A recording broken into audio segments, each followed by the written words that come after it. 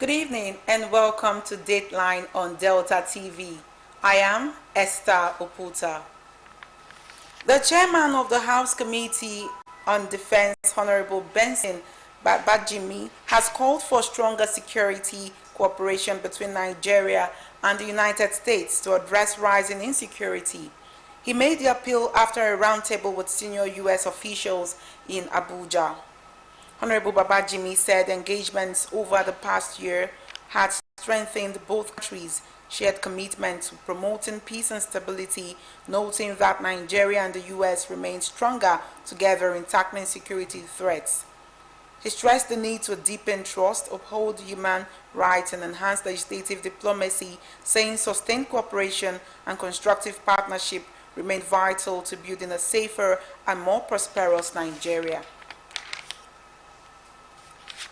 In another development, President Bola Tinubu has reaffirmed his commitment to ending terrorism and banditry in the north, declaring that no part of the country will be allowed to bleed.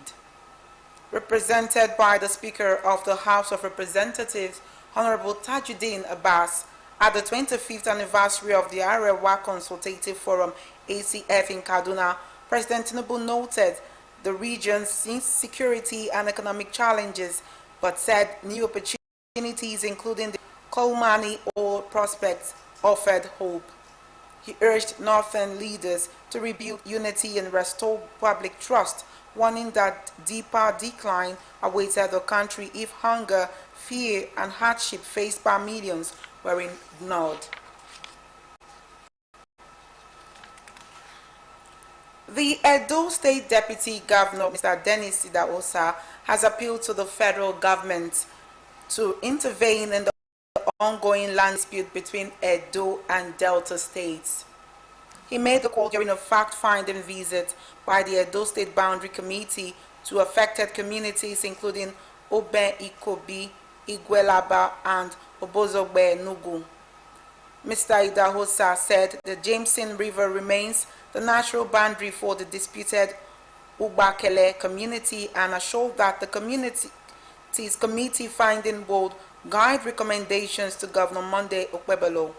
He urged residents to remain peaceful as the National Boundary Commission continues its work. The community complained about previous land allocation to private investors without consultation or compensation. Mr. Idahosa warned against encroachment on Edo land and reaffirmed the state's commitment to protecting its territorial integrity. The federal government has arranged to meet with the Academic Staff Union of Universities, ASU, tomorrow and Tuesday to avert a possible strike following the expiration of ASU's one-month ultimatum. The meetings are being convened by the Yahya Ali Ahmed Remuneration Committee.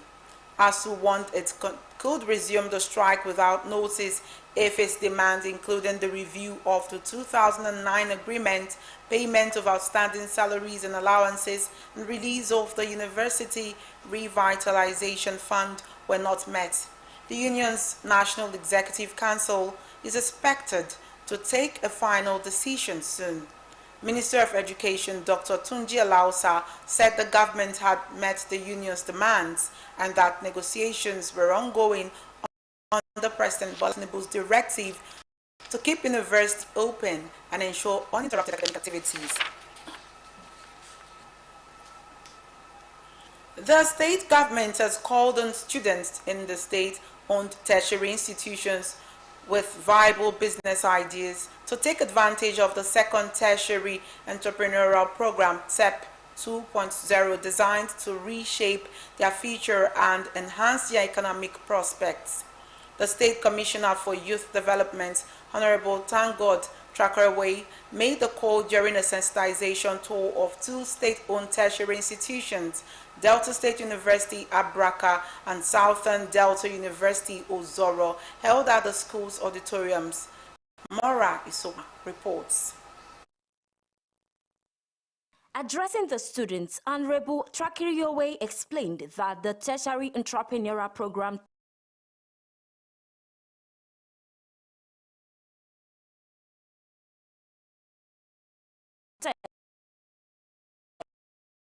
was concerned world.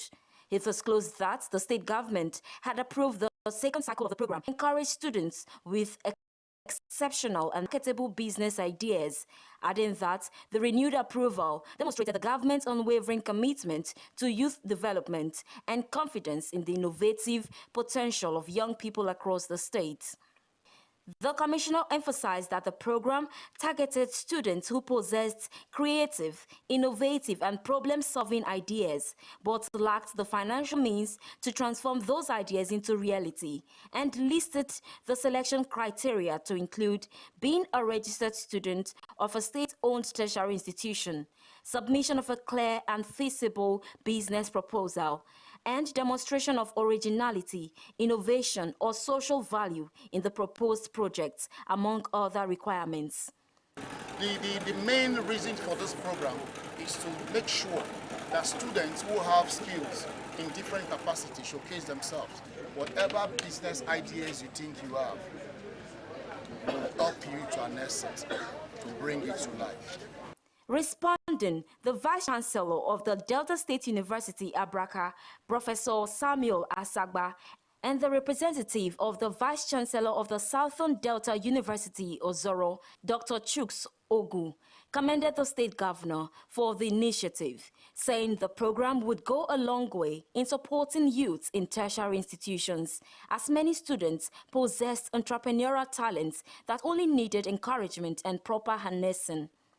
Earlier, the Permanent Secretary, Ministry of Youth Development, Dr. Ngozi Mogbolu, announced that the portal for the TEP 2.0 will be opened in the coming weeks to enable interested applicants register and urge students with business ideas, as well as those already running small ventures, to seize the opportunity. The portal for the registration will be open. Now, when the portal opens, we would like you to register. The registration is not for everybody. It is only for those students that have business ideas or those who are already in business and you need assistance to help your business to stand better. The students expressed appreciation to the state government and the Ministry of Youth Development for the initiative, promising to take full advantage of the opportunity. Morai Sopa reporting.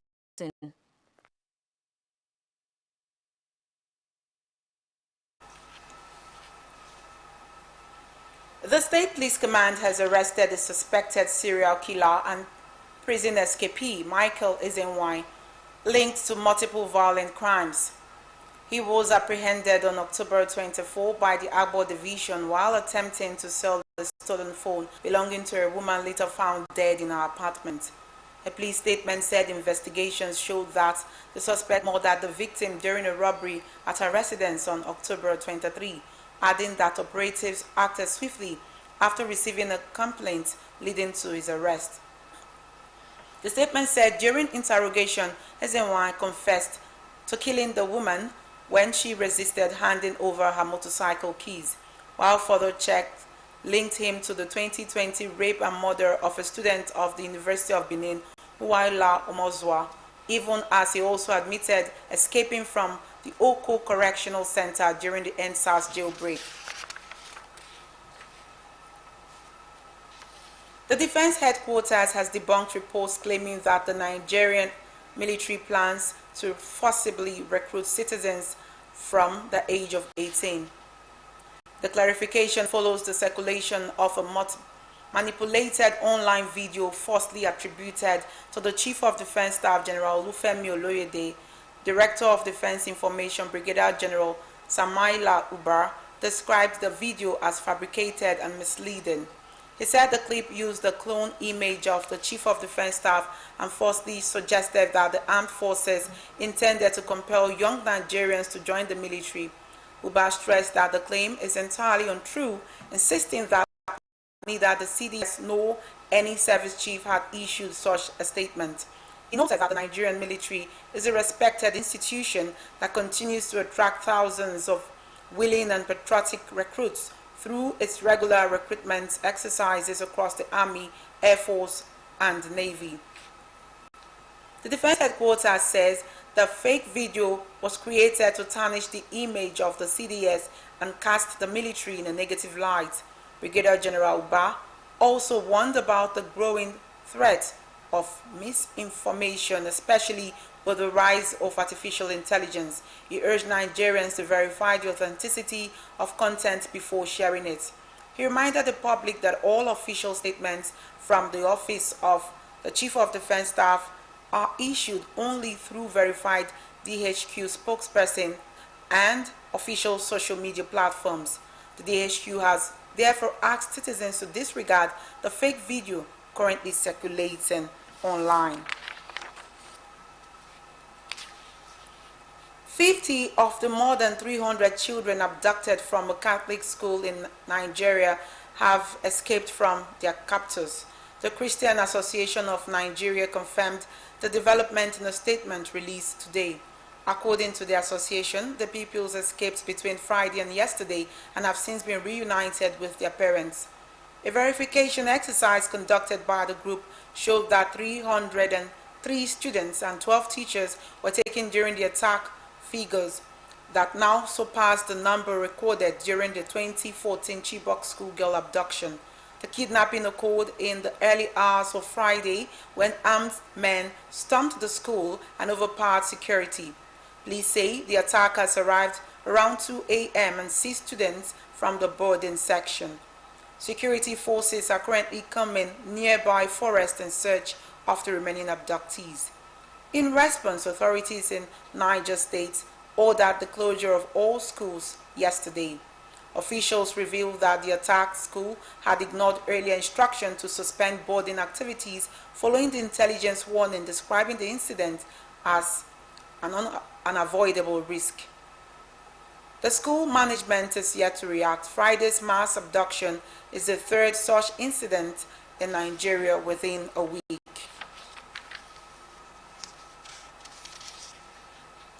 President Bola Tinubu has cancelled his planned foreign trip, including his visit to the G20 summit in South Africa to focus on the nation's growing security crisis. Meanwhile, public concern continues to rise over the activities of armed gangs known locally as bandits. Although ransom payments have been criminalized, the attacks have persisted. Some international observers have linked the recent kidnapping to targeted attacks on Christians, a claim the Nigerian government strongly disputes. In an official statement, the government said terrorists attack anyone who rejects their ideology regardless of faith, adding that many conflicts in the north and central region are rooted in resource struggles rather than religion. The 2014 Chibok abduction, in which 276 girls were taken by Boko Haram, drew global outrage. While many of the girls have since escaped or been rescued, about 100 remain missing. The Christ Apostolic Church Oke-Ishegun in Eruku, Kwara State, has held its first service 5 days after a deadly bandit attack that left 3 worshippers dead and dozens abducted. The emotional service was conducted inside the blood-stained auditorium where the attack took place last Tuesday. The gathering was dominated by prayers for the safe return of kidnapped members and for the repose of those who lost their lives. Church Secretary Michael Agbabiaka used the service to clarify the exact number of victims still in captivity. He confirmed that 38 people were abducted, not the 60 reported in earlier rumors. According to him, the church initially documented 35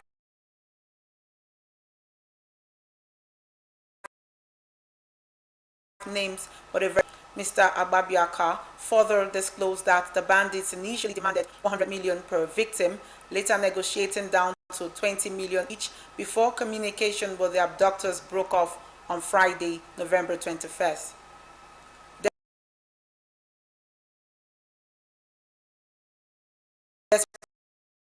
Despite the fear of resilience, attendance was sparse, but Mr. Agbabiaka expressed gratitude for life and for the deployment of security operatives now patrolling the community. Delivering the sermon, the presiding pastor Bamidele Lawrence described the attack as a test of faith, saying he had received divine assurance that all abducted worshippers would return alive. He likened their ordeal to the trial faced by the Israelites in the Bible. Meanwhile, a heavy deployment of security personnel had been observed across Eruku. Soldiers, the Special Tactical Squad from Force Headquarters Squads, the Anti-Kidnapping Unit of the Kwara Police Command, and local vigilantes are all involved in the search effort. The deployment follows President Bola Tinubu's directive for joint operations to track the attackers and rescue the victims. Gunmen invaded the church during a service on Tuesday, shooting indiscriminately and abducting dozens. Eyewitnesses said the attackers were heavily armed and arrived suddenly at nightfall, forcing many residents to flee into nearby bushes. 2 people were reportedly killed on the spot. The Kebbi State government has announced the immediate closure of all public and private secondary schools, as well as all tertiary institutions across the state. The directive was contained in a joint statement issued in Birnin Kebbi by the Commissioner for Higher Education, Alhaji Isa Abubakar Tunga, the Commissioner for Basic and Secondary Education, Halima Bande. According to the commissioners, the shutdown became necessary following recent attacks in parts of the state, prompting heightened security concerns. He explains that the measure is aimed at safeguarding children across all affected institutions.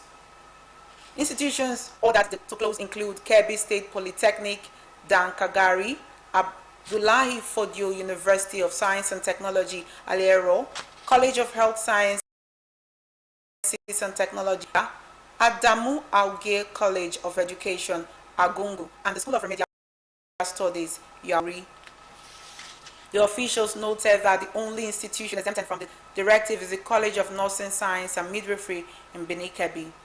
They urged management of all affected schools to comply fully with the state government's decision and assured the public that a new resumption date would be communicated in due course.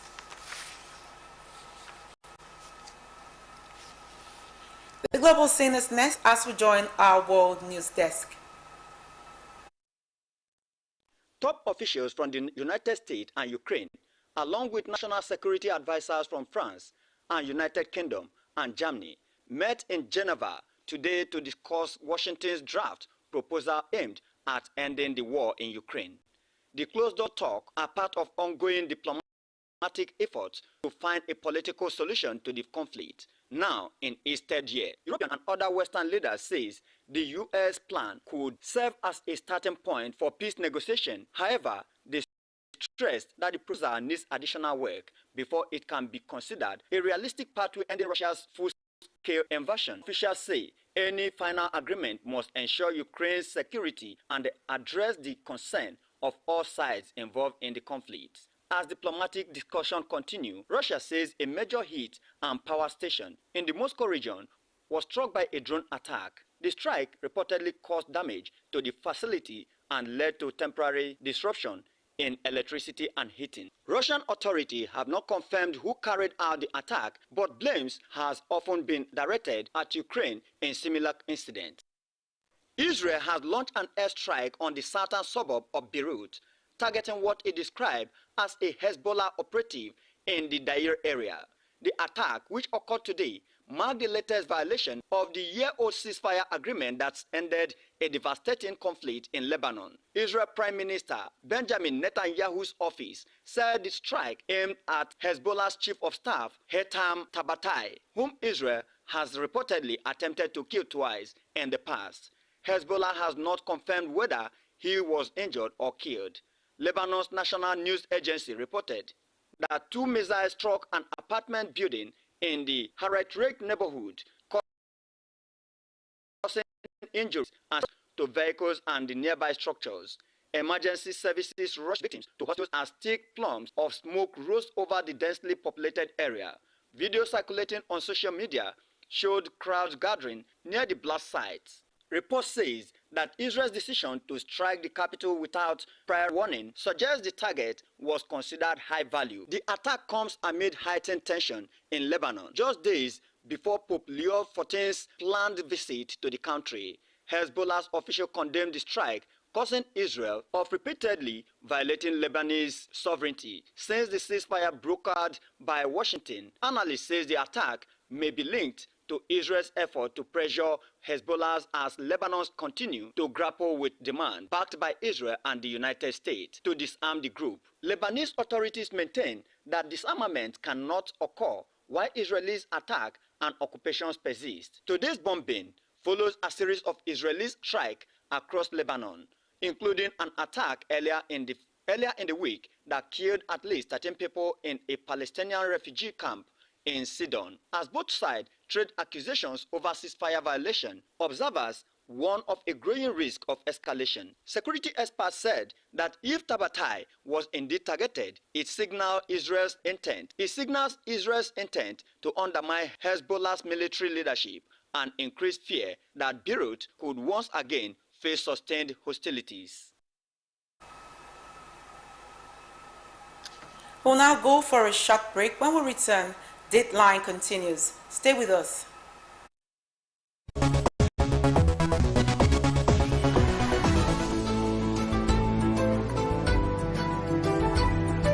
All bets on sports. What is fair? Huge winnings. What is fair? High odds. What is fair? Fast pay. What is fair? What is fair? Bookmaker Company. Hi, baby girl. Hello. I know. I've missed you. Why text when you can talk? With Glow Talk Master 6 for 6. You get all the time you need to catch up with friends and loved ones. Free with Glow Talk Master. Talk for 6 minutes and get 6 minutes free. Plus 50 MB data. Simply dial *606#. New Glow subscribers also enjoy an extra 2,000 Naira data and airtime welcome bonus.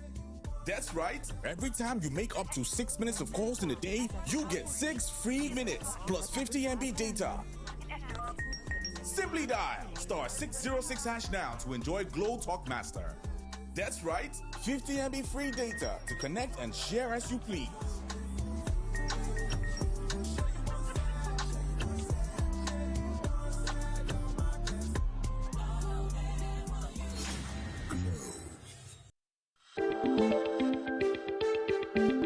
It is more than just a home. It is a sanctuary. It is your statement. Introducing Soft Home Interiors, where luxury meets modern living. Imagine sinking into unparalleled comfort, surrounded by the finest materials and exquisite craftsmanship. Soft Home Interiors transforms your space into an oasis of tranquility. With our modern royal sitters, Turkey and Arabian chairs with tables, beautiful unique dining sets,